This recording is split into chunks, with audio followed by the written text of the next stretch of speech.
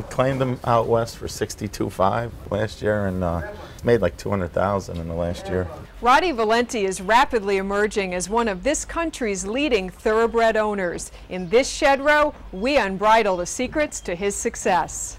One afternoon I came up and Bruce was at the barn because he happens to be a barn rat. And we got talking for about 3-4 hours, and we just hit it off from jump start. And I gave him a couple of horses, probably the following, I think it was the following month once we left up here, and we've had good luck ever since. So when the two of you started with just a couple of horses together, did you envision where you would be at now with your stable? I'd always seen what was going on and watched other claiming outfits taking off, and you know, I says maybe someday we could do something like that, you know, if we did things properly. And, you know, it was like going to school basically for a couple of years. And as my business started to grow, I got a little more money to play with. And we started to reach out, and we got rather lucky, you know, right from the start, and we're trying to keep it rolling. Well, going to school on claiming races is pretty risky. What do you see in a horse, Bruce, that others don't when you're looking at a prospective claim? Everybody looks at a horse different, so sometimes I'll look at a horse and see things that the horse hasn't tried yet, which I love. You know, maybe a young horse hasn't been long, hasn't been blinkers or things like that. I get lucky at doing that with untried things than tried things. Sometimes I'll take a horse that's running long and think he wants to go short, or vice versa. So I always try to do something different. I mean, the same thing, everybody does the same, so I try to do something a little different. To what degree can you predetermine soundness prior to a claim? I watch videos, I watch races. I watch a lot of races. I watch almost every race that's run, especially claiming race. If I'm not there or something, I'll watch tapes. So I'm watching every horse in a claiming race or an allowance race. I mean, that's all I do. I sit and watch races. So you're watching them. You're watching how often they run, and you're watching, you know, what trainers, their moves they make. It's almost like a game of poker, if he's bluffing or he's not bluffing, whether he's dropping one down to win a race or to get rid of a bad one. That's the claiming game. How do you and Roddy communicate to make a decision that you're actually going to put the money in the box and make the claim? We're probably on the phone maybe 8 or 10 times a day, minimum. So, I mean, we'll start 5:30, 6 o'clock, because I've already read the racing form tomorrow at 5 in the morning. I mean, that's the first thing I almost do in the morning. I read every claiming race, New York, California, wherever, so we already know the day before, early in the morning, just about where we're going, and then we work from there. As a trainer and an owner, what advice would you give new owner-trainer combinations to try and model the success that the two of you have had?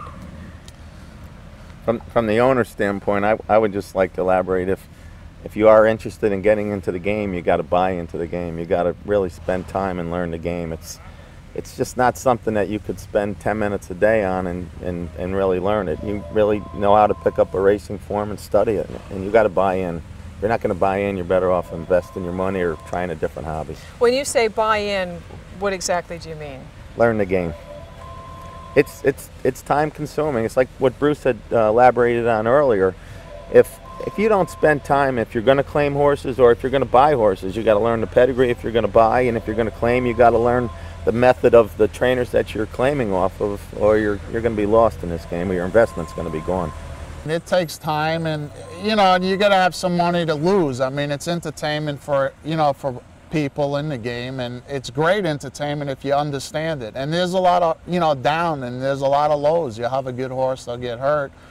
And you got to be able to afford it. I mean, when you get a guy that comes in here and can't afford it, you can't play the claiming game the right way, because, you know, you're going to be afraid to drop it and lose your investment. And you can't play scared. You know, you got to play, and you got to put horses in where they're going to win. And especially in Saratoga, if you think you're going to win a claiming race and not lose your horse when you lead him across the street there, you know, you're in the wrong game.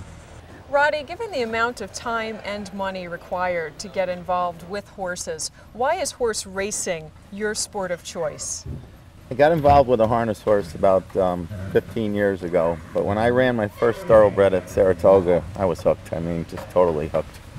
Finished second with the New York bred that was in open company, and went down to Belmont 3 weeks later and won by 7 lengths, and it just It had the hook right in me, and I love it. I mean, there's no other reward than winning a thoroughbred race. It's just the greatest feeling in the world.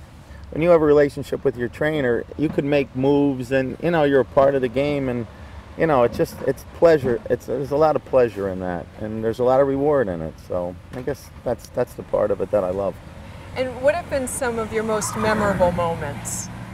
Without a doubt, and I know Bruce will share this with me, Coyote Lakes, when he won the Gallon Fox for the 3rd year in a row. I mean, this is a horse that almost died on us from colic. And when, you know, he was an old timer, and we claimed him for $50,000 out in California, and we made over $750,000 with him in that race. You know, just the job that Bruce did training this horse. I mean, we ran this horse 6 times a year. Was the only starts he would give us is 6, and we maximized on him. And you know, Bruce kept them together, and there's no feeling, believe me. When you see Coyote coming down, there was the second one that we won. He was boxed. He was between horses. We just, like, you know, we don't ever watch a race together, and you know, we're sharing that feeling of watching him come through there, and you're saying he's never going to get home. And the next year we chased Leah's horse, and we didn't think we were going to get home, and this horse just never would let you down. Never. I get goosebumps just talking about it. Hey racing fans, this is Susan Kayne from Unbridled TV. I have brought you the best interviews with the biggest names in the sport of kings. Now you can experience the incredible joy of owning thoroughbreds with Unbridled Racing Stable. I personally select, manage, and own a part of each horse. To unbridle your racing dream, call 1-877-WINS-BIG.